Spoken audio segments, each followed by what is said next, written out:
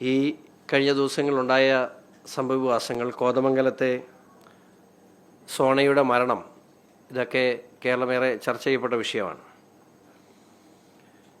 ഈ വിഷയത്തിൻ്റെ അടിസ്ഥാനത്തിൽ ലവ് ജിഹാദ് ഒരു ക്രിമിനൽ കുറ്റമായി പ്രഖ്യാപിക്കണമെന്ന് ഭാരതീയ ജനതാ പാർട്ടി ആവശ്യപ്പെടുകയാണ്. ഇവിടെ ഇത്രയും ദിവസം കഴിഞ്ഞിട്ടും നിർബന്ധിത മതപരിവർത്തനത്തിന് നിർബന്ധിച്ചു. അതിനുവേണ്ടി പാനായിക്കുളത്ത് ആ പെൺകുട്ടിയെ കൊണ്ട് പൂട്ടിയിട്ട് പീഡിപ്പിച്ചു എന്ന് മൊഴിയുണ്ടായിട്ടും പോലീസ് പറയുന്നത് ഞങ്ങൾക്ക് ഈ വിഷയത്തിൽ കേസെടുക്കാൻ നിയമമില്ല എന്നാണ്.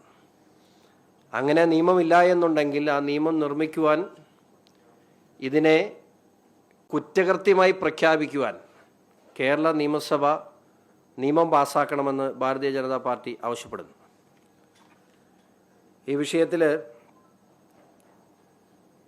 ഇന്ന് വരെയുള്ള സമീപനം വെച്ച് നോക്കുകയാണെങ്കിൽ സംസ്ഥാന സർക്കാർ, പിണറായി സർക്കാർ ലവ് ജിഹാദിന് രാഷ്ട്രീയ പരിരക്ഷ നൽകുന്നു എന്ന് വേണം കരുതാൻ. ആരോട് എവിടെ ചോദിക്കുമ്പോഴും ഇങ്ങനെയൊരു വാക്ക് നിയമത്തിലില്ല എന്ന് പറയുന്നു.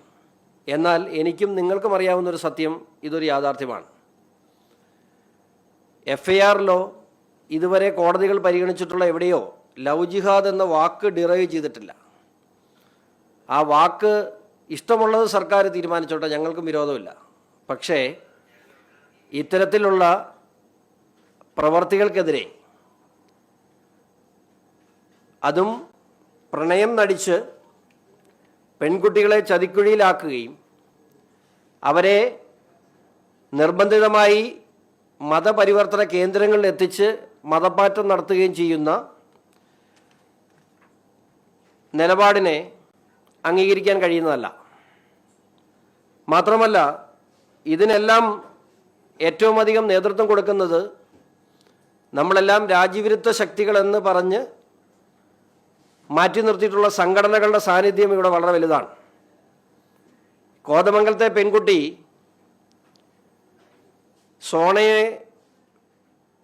കൊണ്ടുപോയി പൂട്ടിയിട്ട സ്ഥലം പാനായിക്കുളമാണ്. ഞാൻ പറയാതെ തന്നെ പാനായിക്കുളത്തെ ഇത്തരം സംഘടനകളുടെ സാന്നിധ്യത്തെ സംബന്ധിച്ച് നിങ്ങൾക്കറിയാം. അവിടെ നടന്ന സിമി ക്യാമ്പിനെ കുറിച്ച് നമുക്കറിയാം. അവിടെ ഇപ്പോഴും സജീവമായിട്ടുള്ള ഇത്തരം സംഘടനകളുടെ PFI പോലെയുള്ള നിരോധിത സംഘടനകളുടെ സാന്നിധ്യം പാനായിക്കുളത്തുണ്ട് എന്ന് നിങ്ങൾക്കറിയാം. മാത്രമല്ല, ആ പെൺകുട്ടിയുടെ മൊഴി അനുസരിച്ച് ഈ അറസ്റ്റ് ചെയ്യപ്പെട്ട ചെറുപ്പക്കാരൻ്റെ ബന്ധുക്കൾ മാത്രമല്ല, മറ്റു ചിലരും ഈ പെൺകുട്ടിയെ മതം മാറാൻ നിർബന്ധിക്കാൻ അവിടെ ഉണ്ടായിരുന്നു എന്ന് വ്യക്തമാണ്. പോലീസ് ഈ നിമിഷം വരെയും ആ വിഷയത്തിൽ അന്വേഷണം നടത്തിയിട്ടില്ല. മാത്രമല്ല, ഈ പെൺകുട്ടിയുടെ മരണശേഷം 2-3 ദിവസം ഈ റമീസിൻ്റെ മാതാപിതാക്കൾ ആ വീട്ടിലുണ്ടായിരുന്നു. അവരെ ചോദ്യം ചെയ്തില്ല എന്ന് മാത്രമല്ല, അവർക്ക് രക്ഷപ്പെടാനുള്ള സാഹചര്യവും പോലീസ് നൽകി. ഇന്ന് അവർ ഇത്തരം ശക്തികളുടെ സംരക്ഷണയിലാണ്. അവർ ഇപ്പോൾ ഒളിവിൽ താമസിക്കുന്നത് PFIയുടെ സംരക്ഷണയിലാണ് അവരെന്നാണ് നമുക്കറിയാൻ കഴിഞ്ഞത്. ഇനി പോലീസിന് അവരെ ലഭിക്കണമെങ്കിൽ പോപ്പുലർ ഫ്രണ്ടിനോട് സംസാരിക്കേണ്ട ഗതികേടിലാണ്.